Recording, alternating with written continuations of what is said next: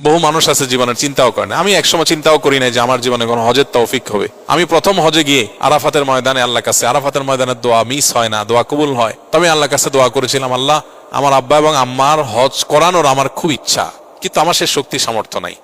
একজনকে করানোর টাকাও আমার কাছে নাই। আপাত দৃষ্টিতে সে টাকা আসার কোনো রাস্তাও নাই, কিন্তু তোমার খাজানায় তো অভাব নাই। আমি চাই তোমার কাছে তুমি ব্যবস্থা করে দাও।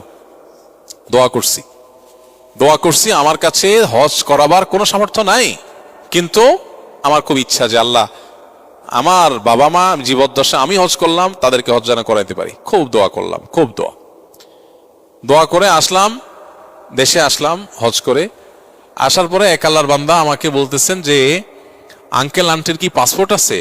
তাই বললাম না, থাকার কথা না। থাকলো আব্বার আছে মনে হয়, আমার থাকার কথা না। বলছে দুইটা একটু বানান, আমার একটু ইচ্ছা ওনাদের দুজন হজ করার। প্রথমবার হয়েছে আব্বারটা শুধু। এরপরে আমেরিকা থেকে এক আল্লাহর বান্দি উনি বলতেছেন যে আপনার আব্বা আম্মাকে হজ করার আমার ইচ্ছা।